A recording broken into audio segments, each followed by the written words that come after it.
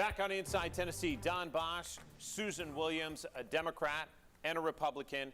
And Susan, you made this point in the last block in our conversation that most of these races broke the same way, about 10 percentage points separating each of them, which tends to indicate that voters did vote either for one slate or the other.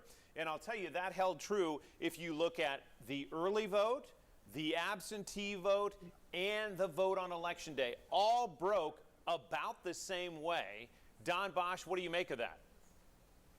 Well, again, I mean, the city is largely blue. And you look even at the slate of candidates we were about to talk about, Seema's race. You know, she's probably the most progressive member of city council. And you compare it maybe to Tommy Smith, who's one of the more moderate Republicans, or moderate Democrats, excuse me. It didn't matter much. It didn't matter whether you were, hard left or moderate left. You won by the same margin. And then just at the end of the day, the Democrats did a good job holding it together. And the slate theory of running Republicans in a blue city isn't very successful.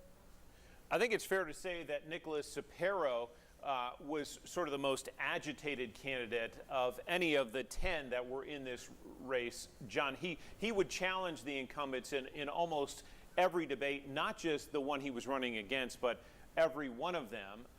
How did this race pan out for him in your eyes? Pretty, he had we didn't really dig into it, but he had done some things before becoming a candidate for this race that people thought were kind of unusual, like I think filing lawsuit against Harry Reid, who was then the Democratic leader of the Senate. So he sort of had a track record that this is how he was going to be, and he stayed consistent. Run for office before. Yeah, and I think people went, yeah, okay, no. I mean, this is kind of the race where I thought she may be vulnerable, and I think perhaps there was the negativity here in reaction to him, and we're like, well, we'll go with her instead.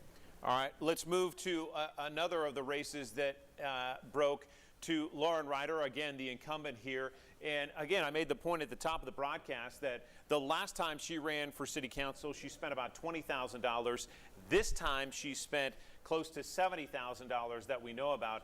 Jim Clanaris, the man she ran against, raised a ton of cash, almost upwards of $100,000 that we know about. Don, break this race down for us if you would. This is probably the most surprising of the races to me. I actually thought this might be the closest race. I was confident that Lauren would win it, but Jim Clanaris is well known. He has a bunch of popular restaurants in the downtown Knoxville area. He's been visible. He's been active in the community, in the church. But it just broke identical to every race. And money didn't matter. Popularity didn't matter. Lauren Ryder, again, in my opinion, has done a very good job, is well liked. And it just didn't matter right now. And so that surprised me the most. I thought it would be a little closer, and it was the same as every other race. Your synopsis, Susan, before we move on to the last. Yeah, I think all of us thought that Jim Clanaris would get more votes than the others, and thought he actually might have a chance of pulling it off because he had raised a lot of money and he was well known. In fact, he got 44% of the vote, the same percentage that Nick Sapero got, and Nick had been a candidate, as you all said, several times. He had some name ID, but not all of it was positive.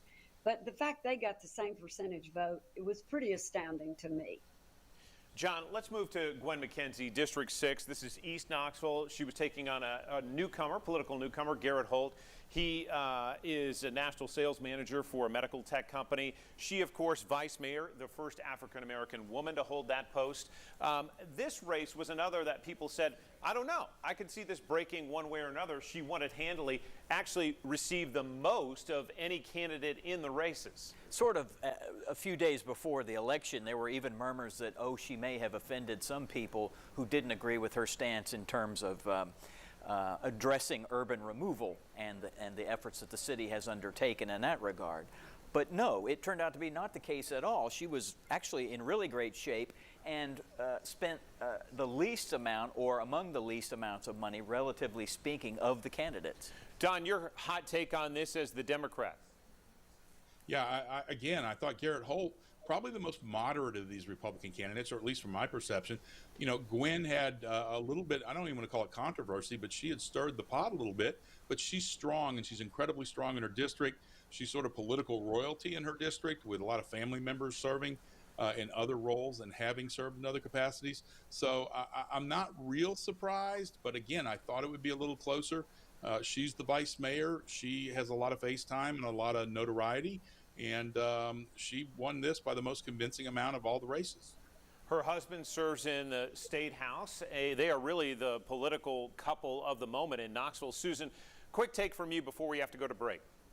Yeah, I think Garrett Holt, young, first time to run for anything, raised a good amount of money, but he was up against the most formidable candidate, in my opinion. Garrett, I think, has a bright future in the Republican Party in this city and county, and I think we'll see more of him. So what do city council members do? If you're wondering about that, we're going to break that down when we come back on Inside Tennessee.